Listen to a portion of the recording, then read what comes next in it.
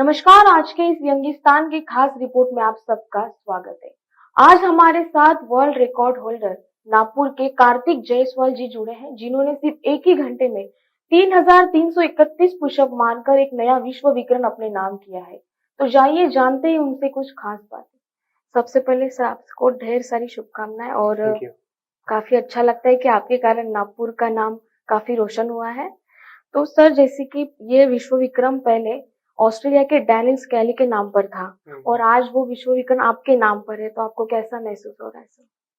मुझे तो बहुत अच्छा लग रहा है क्योंकि ये 5 साल की मेहनत आज पूरी हुई और काफी सारे रिजेक्शन आए, काफी सारे मुश्किल ऑब्स्टेकल्स आए, लेकिन तो भी मैंने डरा नहीं और इस रिकॉर्ड को हासिल करने का काफी सारा परिश्रम किया और मेरे फैमिली का भी इसे बहुत बड़ा हाथ है इस सक्सेसफुल के लिए और मेरे टीचर्स से लेकर मेरे कोच से लेकर सभी का हाथ है। तो उन सबका भी थैंक यू, धन्यवाद करता हूँ और सभी मीडिया लोगों का भी धन्यवाद क्योंकि मेरे को फेमस करने के लिए उन लोगों का हाथ है, तो थैंक यू उनको।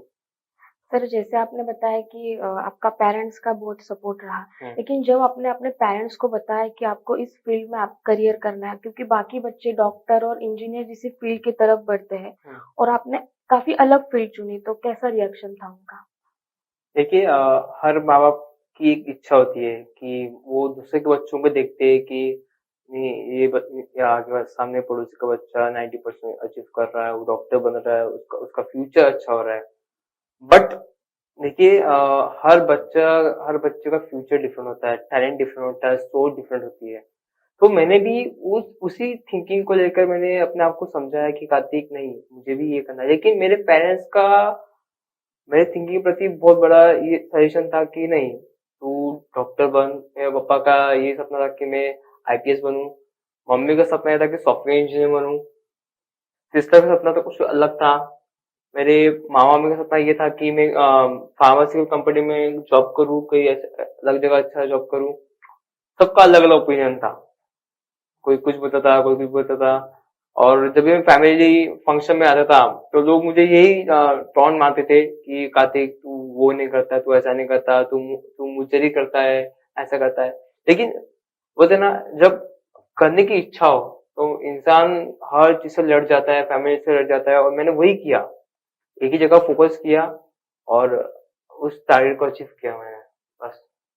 काफी अच्छा लगा सर सुन के। जैसे कि हर इंसान का एक रोल मॉडल होता है, वो उसी को देखकर फॉलो करता है। आपका इस फील्ड में कौन रोल मॉडल है? देखिए, रोल मॉडल तो मेरे जितने भी इंडिया के एथलीट्स है, वर्ल्ड लेवल पे एथलीट जो फिटेस्ट एथलीट्स है, Cristiano Ronaldo, Virat Kohli, Sachin Tendulkar sir, जितने भी एथलीट्स है अभी currently Olympic gold medallist Neeraj Chopra Neeraj sir. Chopra. तो मेरा भाई शानू, जिन्होंने वेट लिफ्टिंग के अच्छा अच्छा फर्स्ट मेडल हासिल किया, हम्म। वही ब्रॉन्ज मेडल। तो मुझे बहुत अच्छा लग रहा है, मतलब ये मेरे रोल मॉडल्स है। ये मेरा जो जितने बड़े बिजनेस एंटरप्रेन्योर्स है, मेरे पापा मम्मी, क्योंकि मेरे पापा मम्मी भी बहुत गरीब परिस्थिति से एक अच्छे लेवल पर आया है। तो मैं भी उन्हीं उन्हीं को अपना रोल मॉडल मानता हूँ। मैं जितने भी फैमिली में जितने भी अच्छे उभरते सितारे नागपुर के उभरते सितारे, उनको अपना रोल मॉडल, क्योंकि वो जिस तरह मेहनत करते हैं अपने लाइफ में, जिस तरह वो परिश्रम करते हैं, हमने कई ऐसे एक्टर्स को देखा है, कई ऐसे प्लेयर्स को देखा है जो मतलब दाल चावल खा के, ऐसा मतलब सूखा चावल सूखी रोटी खा के चैंपियन बने हुए हैं। अभी बीच में एक फीफा वर्ल्ड कप में कोई इंडियन लड़की, केरला साइड की लड़की फीफा वर्ल्ड कप में गई। उनका जब इंटरव्यू लिया गया, उनको पूछा गया कि आप डाइट में क्या खाते, तो वो सूखा चावल खाते थे, मतलब 2 दिन का चावल ऐसा उसमें पानी डाल के वो लोग खाते थे। देखिए, मतलब जब हमें भी सब अच्छी चीज मिल रही है तो हम उस पर नखरे दिखाते हैं, राइट। लेकिन मैंने वो समझा कि यार ये लोग इतना मेहनत करते हैं, इतनी मेहनत करते हैं, तो वो मेरे रोल मॉडल बन चुके हैं, वो मेरी इंस्पिरेशन है आज। तो उनके मेहनत को देख के मैं आज ये लगता है, बस, और कुछ भी नहीं। अगर दिल में इच्छा शक्ति हो तो किसी को मतलब हम आगे जाने से हमें कोई नहीं रोक यार, सकता। अगर है। सर आप आज के युवाओं को क्या संदेश देंगे? जैसे कि आज के युवा दिन भर मोबाइल, व्हाट्सएप इन सब हम्म। चीजों में अपना टाइम वेस्ट करते हैं, उनको क्या संदेश देंगे? देखिए, जितने भी यंगस्टर्स है, देखिए, सभी यंगस्टर्स का जो माइंडसेट है वो डिफरेंट रहता है। हाँ। हम किसी को माइंडसेट को चेंज नहीं कर सकते, राइट। तो मेरा यही कहना है जितने यंगस्टर्स को, देखिए सबसे पहले आप इस जिंदगी में किसके थ्रू आए, वो आपके माँ बाप है।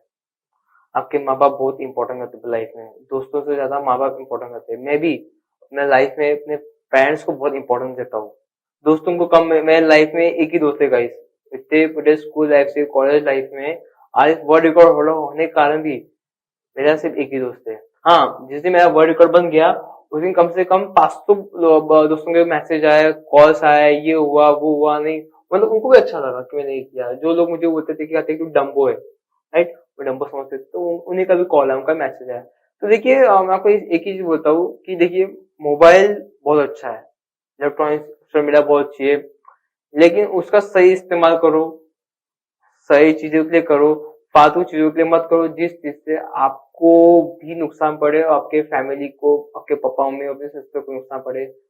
उनका दिल मत दुखाएगा, मैं सही बताता हूँ। आपके पापा मम्मी रात दिन मेहनत करते हैं, राइट, तो उनका दिल मत दुखाओ, उनको खुश रखो, कुछ ऐसा काम करो यार कि जिससे वो खुश रहे, उनका नाम मतलब जाओ जाओ उनके, वो अपना सिर तांगे खड़ा नहीं, मेरे बेटे ने ये काम किया है, वो आपके बारे में बताया, और वो खुश रहे। मतलब लोग आपके बारे में अच्छा बोलेंगे। जब आज बताता हूँ, जब मैं आज वर्ल्ड रिकॉर्ड लड़ू, जब बाहर के लोग मेरे बारे में अच्छा बोलते हैं मेरे पापा मम्मी के सामने, तो मेरे पापा मम्मी का सीना बहुत मतलब फुल फूल जाता है, नहीं, और उनके आंख में आंसू भी आते हैं कि मेरा बेटा क्या था, आज क्या क्या हो हो गया। गया है। यंगस्टर को यही समझा फालतू चीजों में, जैसे कि आप अल्कोहल, आज कई यंगस्टर को देखा है कि उनकी आदत बन चुकी है, एक उनका वॉकअप हो चुका है कि सुबह लेट उठने का, फिर मोबाइल पे बात करना, चैटिंग करना, गर्लफ्रेंड्स ये वो, अल्कोहल लेने का, टोबैको लेने का, फिर घूमना। ठीक है, ये सब ठीक है, लेकिन limitation, where is your limitation. आजकल यंगस्टर लिमिटेशन करते नहीं है, रिजेक्शन जब मिलती बस है। बस करते जाओ करते जाओ करते जाओ। हाँ, अभी आपको एक स्टोरी सुनाता हूँ। जस्ट रिसेंटली मैं एक उड़ान पुल के नीचे में खड़ा था, और कुछ मेरे को काम था, इसलिए मैं यहाँ पर खड़ा था। तो एक बंदा आया पीछे से, बहुत गाड़ी स्पीड में लेके और रोते हुए आया, और उसने गाड़ी लगाई, और फिर वहां पे पांचल पे जाके उसने टी और सिगरेट का डब्बा लिया, राइट। तो उसमें एक बॉक्स में 10 सिगरेट है ना, एक्चुअली मुझको मालूम तो नहीं, बट रहते जरूर है। तो उस बंदे ने चाय पीते गया, सिगरेट पी गया, चाय पीते सिगरेट स्मोक करते गया। मैं देख ही रहा हूँ, एक गई, दो गई, तीन गई, चार गई, पांच गई, छह गई। मैंने इतना ज्यादा क्यों, तो मैं जब पूछा उसको तो उसने एक ही आंसर दिया, वो बोले कि मेरी गर्लफ्रेंड ने मुझे धोखा दिया। नहीं, मतलब गर्लफ्रेंड ने धोखा दिया तो इसका इसका मतलब इससे तेरे लाइफ में इम्पैक्ट क्या, आज एक गई तो दूसरे आ जाएंगे यार। लेकिन तेको क्या यार, तू ये सोच है, तू इतना 10 बार ये तूने स्मोक कर लिया है, तूने 10 स्टिक में आपने इंटर ले लिए तूने, तू अपने पेरेंट्स के बारे में नहीं सोच रहा है। अरे वो भी तेरे लाइफ के इम्पोर्टेंस है ना, उसकी सिस्टर इम्पोर्टेंस है, सब कुछ है। तो उस गधे को समझ में आया, 10 सिगरेट पीने के बाद वो समझ में आया कि उसने गलती क्या की है। उसको ये नहीं समझा उसने जो 10 स्टिक स्मोक किए, तो उसके इंटरनल में कितना प्रॉब्लम होगा, लाइफ फ्यूचर खराब हो रहा है उसका। तो देखिए इतने यंगस्टर्स में आपको एक ही चीज कहता रहूंगा कि जो भी करो लिमिट में करो, अपने पेरेंट्स को देख के करो, प्लीज अपने पेरेंट्स को उनको ये करो, खुश रखो। बस मैं ये चाहता हूँ, और कुछ भी नहीं, बस पेरेंट्स महत्व के लाइफ में, बाकी सब अपने एक जगह जगह सही है। हमारे का मतलब quality matters not quantity. Yes, एक दोस्त काफी है मतलब। एक दोस्त बहुत काफी है। जैसे सर आपकी ये फिटनेस जर्नी रही और हाँ। आप एजुकेशन भी कर रहे हो, तो आपने ये बैलेंस कैसे किया, मतलब फिटनेस की तरफ रहते रहते आपने एग्जाम की पढ़ाई किया, मतलब आज के स्टूडेंट और युवाओं को बताइए कि बैलेंस हो सकता है, मतलब आप अपने पैशन को भी फॉलो कर सकते हो और अपना एजुकेशन भी कर सकते हो, यस, तो वो आपने कैसे फॉलो किया? देखिए एक्चुअली कैसा है कि कुछ गलतियां मैंने भी अपनी लाइफ में की है कि मुझे करना था बीपी, मैंने लिया बीएससी। तो देखिए आपका पैशन क्या, उसके रिलेटेड आप पढ़ाई करना चालू कीजिए, राइट। तो जैसे कि आपका पैशन है डॉक्टर बनना, आपको डॉक्टर बनना है, तो डॉक्टर रिलेटेड आप पढ़ाई कीजिए, साइंस के थ्रू भागिए। आपको जो भी साइंस के प्रति जो भी आपको नॉलेज चाहिए, आप उसके लिए आप पढ़ाई कीजिए। आपको इंजीनियरिंग इलेक्ट्रॉनिक्स में करना है, तो वो आप इलेक्ट्रिक जो भी आपको इंजीनियरिंग में ऐसा लगता है कि जिस फील्ड में आपको जाना है, उस फील्ड की पढ़ाई कीजिए। मैं स्पोर्ट्स फील्ड में हूँ, मैं स्पोर्ट बॉक्सिंग फील्ड में हूँ, तो मैं उसी फील्ड में जाऊंगा जहाँ स्पोर्ट फील्ड का रास्ता है। तो मैं जैसे कि मैं स्पोर्ट फील्ड में, तो मेरा बीपी करना जरूरी है, बीपी एड, फिर पीएचडी। आप उसमें पढ़ाई कर सकते, लेकिन आप देखिए पढ़ाई को और जो भी आपका पैशन है उसको फॉलो करना बहुत जरूरी है। देखिए एजुकेशन मैटर करता है लाइफ में, अगर एजुकेशन का अलावा इस दुनिया में कोई भी नहीं है। एजुकेशन से प्यारा इस दुनिया में कुछ नहीं है, सही बताया जाता हूँ। तो एजुकेशन मैटर करता है आपके लाइफ में, लेकिन उसी एजुकेशन मैटर करता है जो आपके फील्ड से रिलेटेड हो। आप पता चला कि आप बनना कुछ और है और पढ़ाई की कुछ और कर रहे हो, तो ये ऐसा नहीं है कि आज मैं फैमिली मेंबर्स को बोलते हैं मुझे कि बीएससी कर ले, मैं कर रहा हूँ स्पोर्ट्स। बीएससी और स्पोर्ट्स में कुछ फर्क है कि नहीं है? मैं अगर स्पोर्ट्स में फुल ध्यान, बीएससी में ध्यान नहीं दिया, पढ़ाई में ध्यान नहीं दिया, तो हो गया, मैं फेल हो जाऊंगा। लेकिन वही होगा मेरा बीपी और स्पोर्ट्स चालू रहेगा, तो दोनों इंटेग्रेट रहेगा और दोनों इवेल्युएशन करके मेरे को पढ़ाई में भी सक्सेस मिलेगा और स्पोर्ट में सक्सेस मिलेगा। तो यही बताना था कि दोनों में आप बैलेंस कर सकते हो, बहुत इजी कर सकते हो बैलेंस। ये सब चीज करना आप पे डिपेंड करना, आपका माइंडसेट क्या, आपका पैशन क्या, आपका गोल क्या है, इस पे डिपेंड करता है। सर आपका रूटीन कैसे होता था? मतलब आज के लोग तो, मतलब हम सब स्ट्रीट फूड के बिना रह नहीं सकते, आपको तो वो अवॉइड करना पड़ता होगा। राइट। तो आपने वो अवॉइड करके आपका डेली का रूटीन कैसे रहता था सर? देखिए मतलब सबसे वर्कआउट पहले आपको मैं रूटीन बता देता हूँ मैम। मैं रूटीन था मॉर्निंग 4 o'clock को उठना, ठीक है, राइट। 4 o'clock को उठा मैं, उठ के 1 hour मेडिटेशन करना, ये मेरा रोज का पैटर्न है। संडे या मंडे हो, मैं 1 hour मेडिटेशन करता हूँ। सेकेंडली फिर 5:30 से लेकर तो 12:30 तक मेरा कंटिन्यू वर्कआउट रहता है। रनिंग से लेकर, एजिलिटी से लेकर, strength, full gym workout, pushup workout, जो मेरे को आगे मेरा पैशन, मैं नेक्स्ट वर्कआउट को ट्राई करूँ बर्फी के लिए, तो बर्फी का एक अलग सा वर्कआउट करता हूँ मैं अपने कोच के साथ। फिर उसके बाद घर में आके अपना डाइट लेना, डाइट को फॉलो करना, उसके लिए फिर अपने हाथ से मैं डाइट बनाता हूँ। बॉयल अंडे बॉयल करना, चिकन, जो भी हो गया, जो भी मेरा स्प्राउट्स है, पीनट बटर है, ये सबको लेकर अपने डाइट को फॉलो, उसके लिए कम से कम उनको 1.5 से 2 घंटा लगता है। फिर उसके बाद थोड़ा हल्का सा 15-20 मिनट रेस्ट करके फिर उसके लिए पढ़ाई के लिए अलग से मेरा टाइम रहता है। पढ़ाई के लिए मैं 2 घंटे में पढ़ाई के लिए निकालता हूँ। उसके बाद फिर मैं रेस्ट लेता हूँ। रेस्ट मेरा 1 घंटे 2 घंटे स्लीपिंग पीरियड रहता है। फिर उसके बाद 6:30 से लेकर तो करीबन 8:30 बजे तक के मेरा फिर से वर्कआउट रहता है। साइकिलिंग करना, क्योंकि मेरी बॉडी में फैट कंटेंट बढ़ता है, फैट, हम ज्यादा प्रोटीन खाते हैं, फैट कंटेंट बढ़ जाता है, कभी बार हमें अनइजी भी होता है, तो उस चीज के लिए हम साइकिलिंग, रनिंग, ये सब चीज करते हैं। स्किपिंग भी सब ज्यादा करते हैं, एक दिन में कम से कम पर डे 1000 से 2000 स्किपिंग भी हम कर लेते हैं, क्योंकि बॉडी में फैटनेस कम रहना चाहिए इसलिए। तो फिर जैसे कि पढ़ाई का है, तो भाई 24 घंटे में से मैं 2 घंटे में पढ़ाई के लिए निकालता हूँ एवरीडे। और रात में सोने की बात है, वो खाने की बात है, तो हम क्या करते हैं, हम एक लाइफ में गलती करते हैं, आपको बता देता हूँ।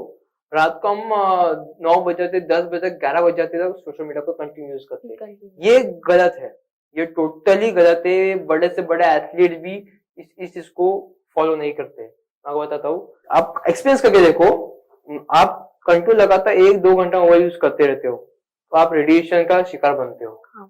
आज रेडिएशन शिकार, आप बताओ, ये हार्ट अटैक, बीपी, शुगर खाने से नहीं, रेडिएशन के थ्रू बढ़ रहा है। काफी डॉक्टर्स को भी ये बात पता है, लेकिन कौन समझाएगा लोगों को ये बात कि रेडिएशन कितना खतरनाक है मोबाइल का। तो मैं यही चाहता हूँ कि देखिए, जो सोने का वक्त है उसे बता दूं, वो 10 से 10:30 के बीच में आप सो जाना चाहिए। मैं खुद 8:30 या 9 बजे सो जाता हूँ। जैसे वर्कआउट करके डाइट लिया, डाइट बनाया, रात को वैसे मैं हल्का ही खाना लेता हूँ, कुछ स्प्राउट लेता हूँ, एग्स लेता हूँ, protein shake, peanut butter, just हो गया, और तो 1-2 रोटी हो गया, जरा मैं खाना खाता नहीं हूँ। तो उसके बाद जैसा हो गया, मैं थोड़ा वॉक करके हल्का सा अपने टेरिस पे वॉक कर लेता हूँ, ज्यादा किसी लोगों से इंटरेक्ट नहीं करता हूँ। वो होकर ना सोशल मीडिया, कुछ नहीं, मोबाइल को साइड में रख दिया और स्लीप। बस यही मेरा रूटीन है। मेरा ज्यादा सोशल मीडिया पे वर्किंग भी नहीं है। जब मेरा कुछ अचीवमेंट्स है तो मैं पिक्चर डाल देता हूँ, या फिर मेरे को वीडियो रील्स बनाना है तो बहुत वो करता है। ज्यादा सोशल मीडिया पे किसी से बात करना, ये मुझे पसंद नहीं। तो बस इसी तरह मैं अपना डेली रूटीन लाइफ फॉलो करता हूँ, और उसका नतीजा आज पूरा हिंदुस्तान देख रहा है। आज आप देखिए रहे हो कि वर्ल्ड रिकॉर्ड बन चुका है मेरा। तो ये इजी नहीं है कि मैंने वर्ल्ड रिकॉर्ड इजीली बना लिया, गाइस 5 साल की मेहनत है। और आप देखा कि मैं जब 10th स्टैंडर्ड में पास हो गया था, तो आपने देखा कि कई स्टूडेंट से बोलते थे हाँ हमको फ्रीडम मिल गया। कोई लोग घूमने जाते हैं, कहीं जंक फूड खाएंगे, कोई कुछ खाएंगे। आजकल के लोगों को जंक फूड को तो बस आने दो वाला काम है। लेकिन मैं बता दूं, जंक फूड भी आपको हार्ट अटैक, बीपी, शुगर का शिकार बन सकते हो। तो खाना है, खाओ, पर लिमिटेड खाओ। एक इसकी लिमिट होना चाहिए, महीने में एक बार, हफ्ते में एक बार।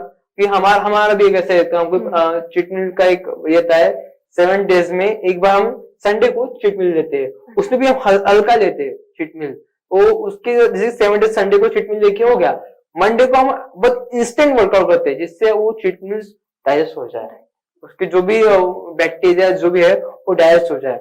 ये सब चीजें हम फॉलो कर तब जाके ये वर्ल्ड रिकॉर्ड बनता है गाइस। और बता दूं, 10th स्टैंडर्ड से लेकर तो अभी तक लगातार वर्किंग सेशन करते आया हूँ, लगातार ये सब रूटीन को फॉलो करते आया हूँ, क्योंकि मेरा ड्रीम था कि इस लेवल पहुंचूं मैं।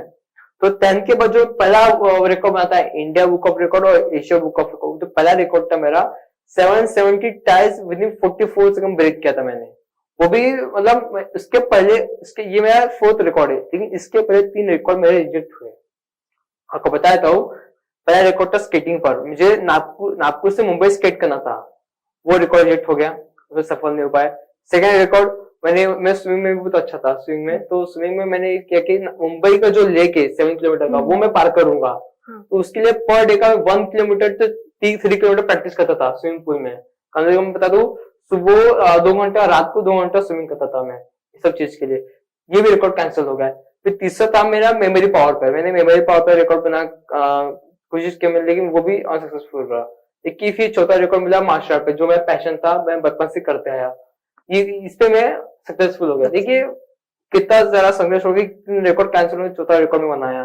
तो सोचिए गाइस कि इस पर कितना डिप्रेशन, कितना टेंशन होगा, क्या होगा। और 10th के बाद मुझे 80% जो मिला ना गाइस, बता दू, माँ पापा में बोलने लगे कि हो बस 80% देना, ठीक है, बहुत छोटी बात है, 80% दिया, हो गया, अभी क्या करेंगे तू, 12 कर ले, साइंस कर ले, फिर 12वीं हो जाता है, 12वीं होने के बाद फिर तू कुछ बीएससी कर ले, बीएससी फिर जॉब लग जाना, बस।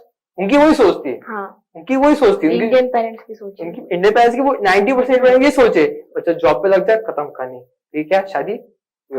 लेकिन मेरी ये सोच है नहीं, मुझे कुछ बड़ा करना था, राइट, मुझे कुछ बड़ा करना, इतना बड़ा करना था कि मतलब ये पेपर में अकेले का नाम हूँ बस, और किसका नाम नहीं हूँ। आप देखते होंगे कि जो मेरे स्टूडेंट आते हैं उसे एक ब्लॉग में नाम आता है उनका, छोटा सा, फोटो भी क्लियर नहीं दिखती है।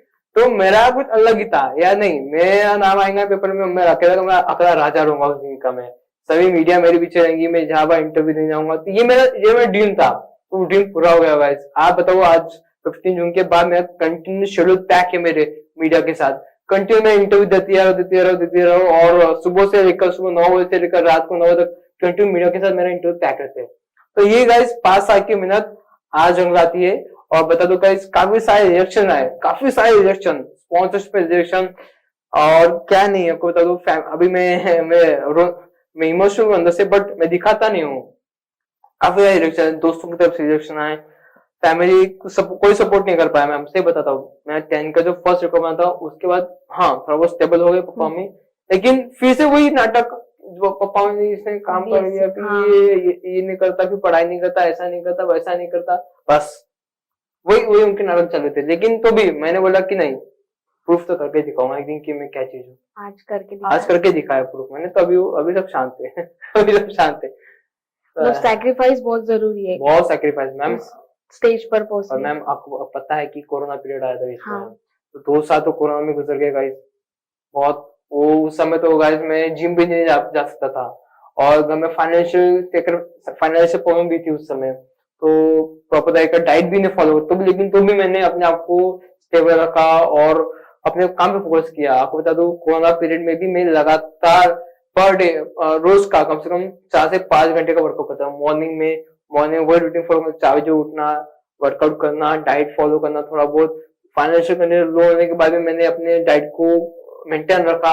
और मतलब बहुत सारे प्रॉब्लम का आपको बता दूं कि मेरी मम्मी ने ये तक के बोल दिया था कि अभी तो 18 साल का हो गया, बड़ा घोड़ा हो गया ना, जाके काम कर, ये तक के बोल देता। जबकि मेरे घर की कोरोना कोरोना पीरियड होने के बाद फाइनेंशियल तो ठीक हो गई थी। पापा ने कार वगैरह सब अचीव कर लिया था उनका कुछ बिजनेस के थ्रू। लेकिन तो भी मेरे पापा ने मेरे को ये बोला, बड़ा घोड़ा होगा ना जाके काम करो। हाँ, फिर तो वही जानेंगे पैसे का महत्व क्या होता है। तो फिर मैंने पर्सनल कोचिंग चालू कर दिया। हाँ, मैं खुद की अर्निंग चालू कर दिया। फिर मैंने यहाँ यहाँ वहां जाके मैंने कई लोगों को ट्रेन किया। तो आपको बता दूं, ट्रेनिंग भी ऐसे लोगों को दिया, दो पुलिस ऑफिसर को ट्रेन किया मैंने वेट लॉस के लिए। एनडीए के प्लेयर्स को ट्रेन किया मैंने। कई डिप्रेशन लेडीज को मैंने ठीक किया, उनको डिप्रेशन डिप्रेशन निकाला, उन लोगों में ठीक किया मैंने। तो ये सब चीजें भी मेरे लाइफ में बहुत इम्पैक्ट कर रही कि मैंने जो भी पैसा कमाया मैंने उसको मैंने अपने हेल्थ पे लगाया, सिर्फ हेल्थ पर, बाकी कई जगह खर्च नहीं किया। तो ये चीजें मैं बता दूं कि पैसे का भी सही तरीके से इस्तेमाल करती है। आप कमा रहे हो, कुछ भी कर रहे हो, और हमें पॉकेट मनी भी दे रहे हो, तो उसको कुछ उसके इसमें 35% सेव भी कीजिए, और उसको इसका सही जगह इस्तेमाल कीजिए, ना कि फालतू जगह इस्तेमाल करने से अच्छा। ठीक है, ये मेरा ओपिनियन सभी यंगस्टर्स से। जैसे आपने बताया कि फाइनेंशियल प्रॉब्लम के बावजूद आप यहाँ तक पहुंचे, तो काफी बड़ी बात है वो। Right ma'am, right. तो अभी आपके, जैसे आपने अभी थोड़ी देर पहले कहा कि आप और दूसरा वर्ल्ड रिकॉर्ड बनाने वाले हैं, यस मैम। उसके बारे में क्या बताएं? देखिए, अभी रिसेंटली हमने मेरे फिटनेस ट्रेनर जो मेरे इंस्पायर जिम में जिस जिम में मैं ट्रेनिंग करता हूँ, उसके जो कोच है रवि मेंढे सर, उनके साथ मेरा प्लानिंग चालू है कि नेक्स्ट रिकॉर्ड इससे भी खतरनाक करेंगे। आज पुशअप पे हुआ है ना, पुशअप से भी एक खतरनाक एक्सरसाइज है जिसका नाम है बर्फी। बहुत सारे इंडियंस को बर्फी के बारे में पता ही नहीं है। आप बोलूंगा तो मैं काफी सारे 95 मतलब बोल 80% लोगों को बर्फी के क्या होता है ये पता ही नहीं है। तो बर्फी बता दूंगा, इस जंप, पुशअप और लैडर, ये सब चीज 30 स्टेप करना है। बर्फी 3 वेरिएशन में। पहली बर्फी है जंप एंड पुश, सेकंड है बर्फ एंड पुश, सेकंड है जंप एंड पुशअप। तीसरा वेरिएशन करना है जंप करके पुशअप करके आपको लैड करना है, हाथों को स्ट्रेच करके फिर जंप करना है। तो ये जो तीसरा फॉर्म है ना, ये तीसरा फॉर्म में कर रहा हूँ, और तीसरा सबसे खतरनाक फॉर्म है। मतलब बता दूं, अब तक सिर्फ 2 या 3 लोगों ने इस पे रिकॉर्ड बनाया, काफी लोगों के रिकॉर्ड तो बने ही नहीं है, रिकॉर्ड टूटे नहीं है। तो अभी जो सेकंड रिकॉर्ड है ये है अपने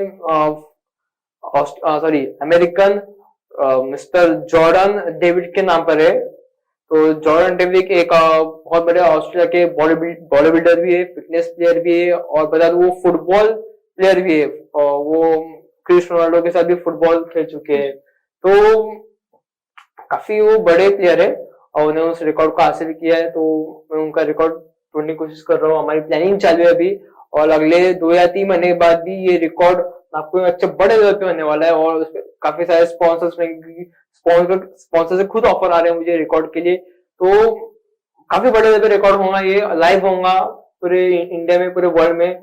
तो इसके लिए हम बहुत बड़ी प्लानिंग कर रहे हैं। तो बहुत जल्द आपको भी सेकंड वर्ल्ड रिकॉर्ड, इंडिया को सेकंड बर्फी पे वर्ल्ड रिकॉर्ड मिल जाएगा, टाइटल मिल जाएगा। तो ये मेरी गुजारिश है। तो आप सबका सपोर्ट चाहिए मुझे, जितने भी है मीडियाज और यंगस्टर्स है नागपुर के लोग है, नागपुर के जितने आपको आपका सपोर्ट चाहिए, तब जाके ये रिकॉर्ड हासिल होगा। हमारी बेस्ट विशेस है सर आपके पास, आपके साथ, और थैंक यू मैम। हमें लगता है कि आप उस मुकाम तक जरूर पहुंचेंगे।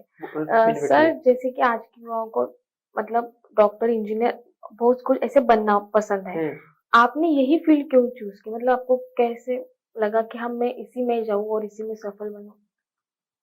मैं हर चीज यूनिक सोचता हूँ, यूनिक काम करता हूँ। मैं हर चीज, मेरे बचपन से एक मुझे एक ये है कि यूनिक काम करने को मैं बहुत देखता हूँ। मैं जैसे कि फॉर एग्जांपल मुझे वर्कआउट भी करना है जिम में, तो यूनिकली वर्कआउट करता हूँ। मैं कम से कम जिम करने के पहले 45 मिनट्स वार्म अप करता हूँ, सिर्फ 45, जबकि लोग 5 मिनट या 1-2 मिनट वार्म अप करते हैं। मैं 45 मिनट वार्म अप करता हूँ, फिर उसके बाद जिम करता हूँ। और वार्म अप में मेरे पुशअप 500 पुशअप हो गए, उसमें फिर मेरे बर्फीज आ गए, उसके में मेरे शोल्डर लेवल वर्कआउट आ गए, पुलअप्स आ गए, अलग टाइप के वार्म आ गए, मेरे स्किपिंग आ गया, उसमें मैं 1000 स्किप मारता हूँ। तब जाके फिर मेरा ये सब वार्म होने के बाद, इंटेंस वर्कआउट होने के बाद, फिर मैं अपने जिम वर्कआउट के थ्रू जाता हूँ। जो मेरा गोल है सक्सेस करना है, मुझे कंपटीशन है, उस कंपटीशन का अलग से मेहनत करता हूँ मैं। तो देखिए, मेरा जो गोल है कि पहला हमको इंडिया का पहला यूएफसी चैंपियन बनना है।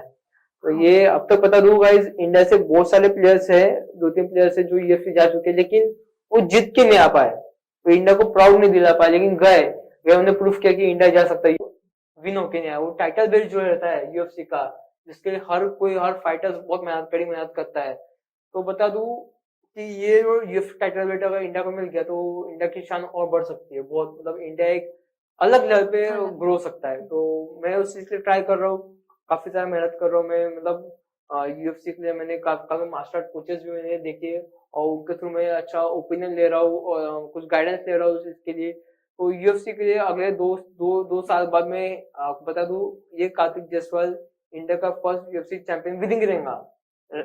जाऊंगा जरूर, पर जीत के आऊंगा वहां से जीत के। मैं, बस यही मेरा ओपिनियन है। और बॉक्सिंग में भी मैं अच्छा स्कोर करूंगा मैं, इंटरनेशनल जो प्रो फाइट होती है, जैसे आईपीएल है, आईपीएल क्रिकेट का बहुत बड़ा लीग है, वैसे हाँ। ही मैं बॉक्सिंग लीग्स में काफी अच्छा अचीवमेंट करके इंडिया को प्राउड फील रिप्रेजेंट करूँ। करूंगा वर्ल्ड लेवल पर, और काफी सारे फाइटर्स को डिफीट करके जीत वो के। टाइटल अपने नाम पे करूंगा उनका। सर, सबसे इम्पोर्टेंट क्वेश्चन, आपका सक्सेस मंत्र क्या था? सबसे मतलब एक ये, वन डे वन लाइफ, मतलब एक ही जिंदगी एक ही बार एक मिलती एक है। बार। तो रोज 24 घंटा मिलता है आपको, तो 24 घंटा टाइम पास मत करो, वर्क करना चालू करो।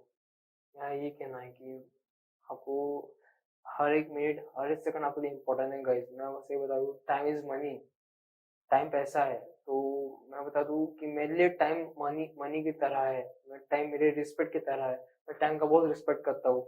तो मेरा यही कहना है कि आप सभी जितने यंगस्टर, जितने भी लोग हैं आपको के ऑल ओवर इंडिया के लोग हैं, टाइम का रिस्पेक्ट करना चालू कीजिए।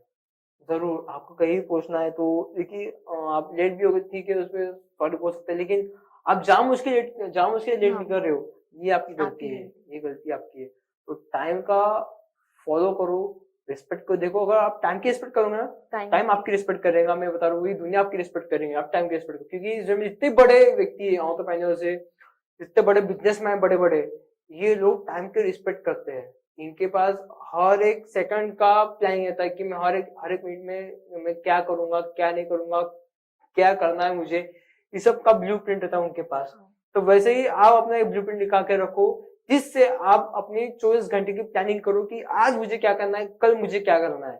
ये सब चीजें आप करके रखो, तब जाके आपको देखिए अपने लाइफ का सबसे सक्सेस मिलेगा। तो ये मेरा मंत्र है कि सबसे बड़ा फर्स्ट मंत्र ये है कि टाइम को रिस्पेक्ट दो, टाइम को फॉलो करो। दूसरा, फिट रहो, फिट रहो, फिट होंगे तो आपका मेंटलिटी और फिजिकल पावर अच्छा चलेगा। सेकेंडली, यूनिक काम करो, यूनिक यूनिक एबिलिटी लाओ अपने इसमें, यूनिक सोच लाओ, यूनिक सोच लाओगे तो आप अपने लाइफ में और फास्ट ग्रो कर पाओगे। तो यही चीजें, one day one life one score, बस हो गया, ये मेरा ये है। वक्त की कदर करो, वक्त आपकी कदर करे। राइट, बस वही एक मेरा टाइम मंत्र है, और उस मंत्र को मैं रोज बोलता हूँ, वन डे वन स्कोर। और जिस दिन मेरा पुशअप का रिकॉर्ड था ना, उस दिन मैं बता दूं गाइस, 30 मिनट्स, मेरा 1 घंटे का पुशअप का था, 30 मिनट्स बहुत अच्छा हुआ, अच्छा परफॉर्मेंस हुआ। 30 मिनट्स के अंदर 1700 पुशअप निकल गए थे, मतलब as a to 70 to 60%, 60 to 70% मेरा टारगेट टारगेट अचीव हो चुका है। कम। लेकिन आखिरी के 60 मिनट्स मेरे लिए बहुत खतरनाक थे, क्योंकि पुशअप नीचे जा ही नहीं रहे थे, पुशअप हो ही नहीं 90 डिग्री, क्योंकि पुशअप के लिए 90 डिग्री एंगल होना। Like 30 minutes, no negative points, आराम से 90 डिग्री एंगल पे जा रहा, बॉडी नीचे आई अप हो रही है। लेकिन आफ्टर 30 मिनट्स जब रिजल्ट आए, तो गाइस बता दो, बॉडी नीचे जाना छोड़ी थी, मतलब हैंड्स पूरे स्ट्रक हो गए थे मेरे। तो काफी लोगों को लगा कि ये किस टाइप का पुशअप है, ये काफी न्यूज चैनल वालों ने मेरे वही रिकॉर्ड हाँ, किया और हाँ। आज तक और डाले। तो काफी लोग मुझे कमेंट करके बोल रहे हैं, भाई ये किस टाइप का पुशअप है, हाँ, ये किस टाइप का पुशअप है, ये क्या है। काफी लोगों को ये नहीं पता था कि भाई 30 मिनट्स हो हो चुके हैं, चुके हैं। हो चुके हैं, ये आखिरी के 10 मिनट 10 और 20 मिनट। मिनट है, हाथ स्टक हो चुके हैं। और कोई भी देख लो गाइस, आप इतने देर तक पुशअप मारना इम्पॉसिबल है बहुत। इम्पॉसिबल है, आपको बता लिटरली। दूं, ये पुशअप मारते मारते आपको हार्ट अटैक भी आ सकता है, या फिर आपका हार्ट टूट भी सकता है, हड्डी टूट भी सकती है, अंदर की कुछ भी हो सकता है, नस पकड़ सकती है, कुछ भी हो सकता है। तो मैं ये बता दूं कि मेरी हालत कैसी थी ये मुझे मालूम है गाइस। आपने क्या, करने वाले पे दोस्त ये नहीं कर सकते हो कि अरे ये क्या मार रहा है। भाई भाई बता देता हूँ, वो वर्ल्ड रिकॉर्ड इवेंट है, आगे वाले इंसान में कितना प्रेशर होता है ना, हाँ। वो उसी को पता है। इसलिए कभी भी ना किसी पे कमेंट करने के पहले मैं बता देता हूँ, 10 बार सोच लिया करो कि आगे वाला किस टाइप का उसने परफॉर्मेंस किया, और वो किस समय का परफॉर्मेंस है वो डिपेंड करेगा। लगातार वो 1 घंटे परफॉर्म कर रहा है तो आप सोचिए गाइस, ये इंसान लड़खाने लगता है। आपको ये बता दूं, जो एंकर, आपसे एंकर है मैम, आप एक जर्नलिस्ट है, तो आप बताइए मैम, आपको अगर कोई 1 घंटा लगातार बोलने बोलेगा तो ये भी आपका माउथ है, थक थकता है जाए। ना। तो अगर जबान फिसलती है, हाँ। मुंह में सलावा आता है, तो उनके तरफ से कुछ ऐसे शब्द वो फिसल जाते हैं। तो ये आपका काम नहीं कि उनके ऊपर कमेंट करना, आपकी आपको बराबर। ये देखना है, वो उनका परफॉर्मेंस देखना है कि भाई वो कंटिन्यू 1 घंटा काम कर रहा काम है। करना तो बराबर। आपको ये देखना चाहिए, वो अप्रिशिएट करना चाहिए। तो काफी काफी सारे लोग हैं जो अप्रिशिएट करते हैं, ये काफी सारे लोग हैं नेगेटिव, लेकिन वो नेगेटिव फीडबैक को ध्यान ही नहीं देना है। ध्यान नहीं। आपको सिर्फ और सिर्फ अपने काम में फोकस करना है, और जो लोग आपको सपोर्ट करते हैं, जो लोग अच्छे लोग हैं आपके साथ, आपको अप्रिशिएट करते हैं, उन्हीं लोगों को अपने कांटेक्ट में रखो। देखिए भाई, मैं एक बचपन से मम्मी ने बोला है, जैसी संगत वैसी रंगत। बराबर। मैं वही बता रहा हूँ। आप देखिए, कई ऐसे बच्चे हैं की संगत बेकार है, तो वो बच्चे गलत लाइन में चले चले चले गए हैं। मेरी संगत में, मैंने बता दूं, मेरा कोई फ्रेंड ही नहीं है। पहले बात तो पूरे स्कूल लाइफ से, फर्स्ट स्टैंडर्ड से लेकर तो अभी तक 10th हो गया, ये हो गया, मेरा कोई फ्रेंड नहीं है। मेरा सिर्फ एक ही फ्रेंड था, वो भी बता दूं, कुछ नॉर्मल फ्रेंड नहीं है। एप्पल कंपनी से उसको ऑफर आया था 1 करोड़ का जॉब के लिए, जबकि उसकी एज जस्ट 17 है। 17 मुझसे जूनियर है वो, मेरे 20 में मुझसे जूनियर है वो। उसका एप्पल कंपनी से ऑफर है, विनीत नाम है मेरे दोस्त का। तो देखिए, ऐसे दोस्तों के साथ रहोगे ना गाइस, जो आपको सपोर्टिव है, वो सबसे बेस्ट है। वो मेरा दोस्त मॉर्निंग मॉर्निंग में घर से लेकर तो रात तक, जब तक मैं इवेंट खत्म नहीं होता, तब तक मैं उसको बोलता जा जा भाई कर, तब तक वो मेरे साथ रहा। तो ऐसे दोस्तों ना, आप ऐसे दोस्तों लाइफ में एक ही दोस्त है तो बहुत अच्छा है गाइस। बस मैं यही बोलना चाहता हूँ। सर एक आखिरी क्वेश्चन यस कि मैम। आपके सर फ्यूचर गोल्स क्या है? देखिए, फ्यूचर गोल्स तो बहुत बड़े बड़े, बता देता हूँ आपको। मेरी एक फेवरेट कार है, इसको मैं बाय करना चाहता हूँ जल्द से जल्द। उसका नाम है लैम्बोर्गिनी। और उसके पहले ही बहुत सारे Audi, Mercedes, Jaguar, BMW, Rolls Royce, Maserati, ये जो कारें हैं, जो प्रीमियम शेड कार 50 लाख से ऊपर है, इसको मैं बाय करना चाहता हूँ। वो भी कहाँ से? मैं बिग बॉय टॉयज कंपनी से। बीबीटी जो कंपनी है, दिल्ली इंडिया की वर्ल्ड की सबसे बड़ा ब्रांड है बीबीटी, वहां से मैं वो कार्स को बाय करना चाहता हूँ। और बहुत जल्द ऐसा ये भी दिन आएगा कि आपको मैं लैम्बोर्गिनी दौड़ेगी और उसको मैं ड्राइव करूंगा। तो ये मेरा ड्रीम है। जैसे कि अगर पुशअप की ड्रीम को मैं कर सकता हूँ, तो उसको भी मैं कर सकता हूँ, ऑब्वियसली कर सकता हूँ। तो उसके लिए मैंने 4 साल और 5 साल की प्लानिंग कर ली कि किसको कब लेना है और कैसे लेना है, कैसा मेरा वो 1 करोड़ की कार, 2 करोड़ की कार मैं अचीव करूंगा, उसकी मैंने अलग तरीके से प्लानिंग करके रखी है मैंने अपने लिए। तो ये सब चीजें प्लानिंग के थ्रू होती है गाइस, ऐसा मुंह बोल के नहीं, नहीं सब ले लिया चलो अभी लैम्बोर्गिनी ले लेंगे, नहीं ऐसा नहीं। प्लानिंग करो, उस पर एक्शन लो, उसकी ब्लूप्रिंट बनाओ कि किस टाइम पे कितना समय मैं अपने काम को दूंगा। 16 घंटे काम करूंगा, 10 घंटे काम को इतना इतना ही आएगा। तो अपने फाइनेंशियल पे काम करो, अच्छा प्लानिंग पे काम करो। बस ये कहना चाहूंगा। और मेरे जो गोल्स है, और मतलब यूएफसी मेरा गोल है, बॉक्सिंग मेरा गोल है, बॉक्सिंग बड़ा टाइटल्स में। और एक गोल है गाइस, बता दूं, ये इंडियन सोसाइटी के लिए, लड़कियों के लिए, कि आने वाले समय में जिससे लड़कियों को प्रॉब्लम होती है कि एजुकेशन को कर नहीं पाते, कर नहीं पाते। और क्यों करने का? फाइनेंशियल प्रॉब्लम, उनको प्रॉब्लम। फाइनेंशियल सपोर्ट नहीं मिल पाता है। और कभी कभार वो लड़कियां खुद होकर बोल नहीं पाती, बोल नहीं क्योंकि आप इंडियन सोसाइटी में एक ये है कि उनकी आवाज दबा के रखते दबा हैं। के 21 के हाँ, बाद ये हम ही शादी। लोग हैं, हाँ। ये हम ही लोग हैं करने हाँ। वाले। तो मैं लड़कियों के लिए, स्पेशली लड़कियों के लिए एक अच्छी चीज करना चाहूंगा कि एक वेबसाइट तैयार करना चाहूंगा मैं, जिससे वो उनको पढ़ाई के लिए हेल्प मिल सके। वो कोई भी, कहाँ से, इंडिया से, कहीं से भी, कोई कई भी गली से कई हो, कोने से।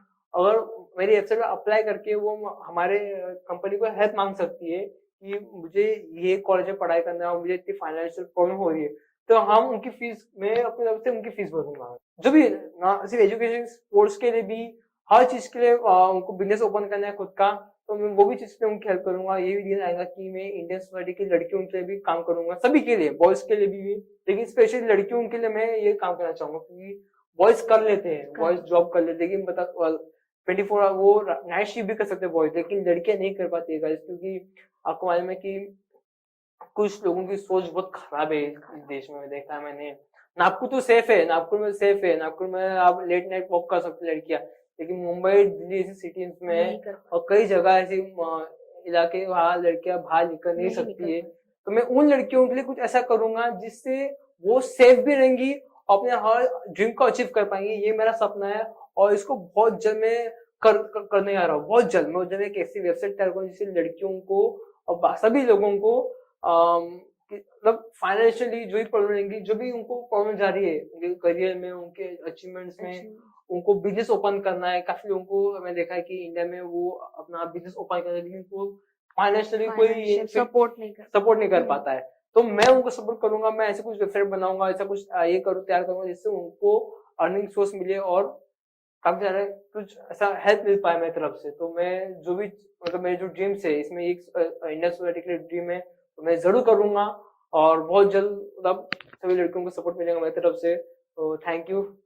कि सर ने कहा अगर ऐसी सोच हर भारतवासियों की रही तो हम भारतवासियों को आगे जाने से यस कोई नहीं गुड। रोक पाएगा। यस और यस। बहुत अच्छी बात है कि आप ऑरेंज सिटी को भी पूरे विश्व में रिप्रेजेंट कर रहे हो। आप ही के कारण हम वहां तक पहुंच पाए यस। और काफी अच्छा लगा आपसे बात करके। Thank thank you. तर आजच्या या यंगिस्तानच्या रिपोर्टमध्ये इतकंच. भेटूया पुढील एका खास व्यक्तिमत्वासह.